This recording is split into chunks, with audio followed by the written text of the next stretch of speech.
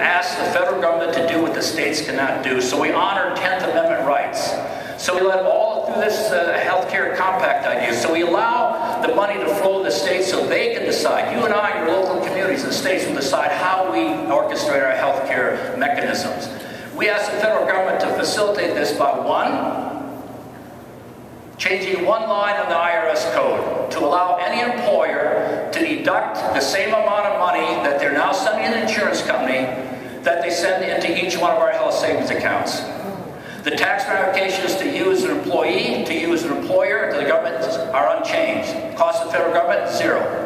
Secondly, we ask the federal government to have every health care vendor post prices and outcomes. There you go. Cleveland Clinic does not post outcomes. If I'm going to have a new knee, I ought to know how many infections, doctor, have you had in the last 100 knees you put in? How many infections have you had in the last 100 knees you put in? We should know that as consumers. Secondly, we should know what it costs to put in a new knee. The price can go for anywhere from $20,000 to $80,000. If we post prices, this allows us to consume health care in an intelligent, sensible way. The third thing is to allow more robust aggregating. By that I mean, rather than having an employer with 8 employees, one has ovarian cancer, one has prostate cancer, his rates soar. Instead, he should be allowed to be in Rotary Club of America, or a large pool, Citizens of Wyoming, whatever it is. So we must allow more robust pooling, larger pools, more aggregate. The blocks should be taken away from that, the impediments. And fourthly, we must have a situation where every one of us have the ability to buy pure insurance, high deductible insurance, so we put it in our health caring plan. This is what we deserve. We're entitled to buy insurance and not be forced to buy prepaid health care.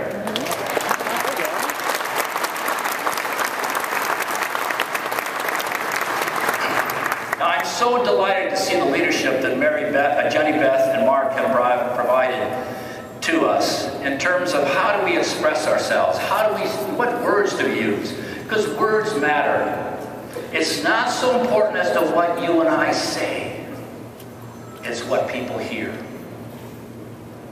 Let me tell you a great story that indicates this. Ole, up in northern Minnesota in Duluth, has this unbelievable furniture store. He's making a fortune in this furniture store. He says, I'm a bachelor, I'm going to Paris. Gets over to Paris, sits in this little sidewalk cafe. Here comes this beautiful French woman, miniskirt, sits down. He spoke no French, he spoke no English. So Ole draws a little picture of a wine glass. She nods, I have a few glasses of wine. He draws a picture of a dinner plate, fork and knife. He nods, they have a little dinner. Suddenly they wind up in Ole's hotel room. She draws a picture of a four-poster bed, puts a dollar sign above it. Ole says, gee whiz, how'd she know I sold furniture?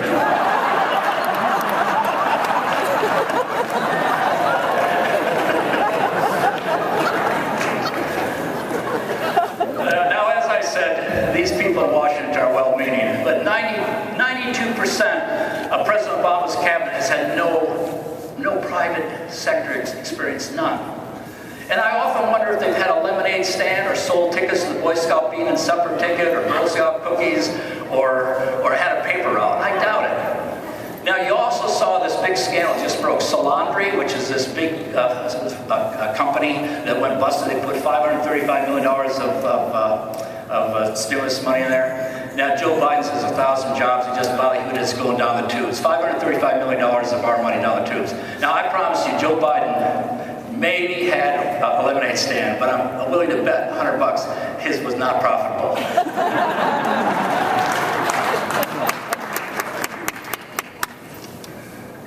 I look out and I see a pretty amazing bunch of people.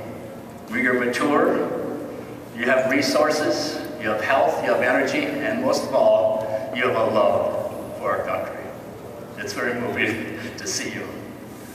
So now the challenge is, how do we work together, and how do we move together as a team to turn our country around, to get our country back?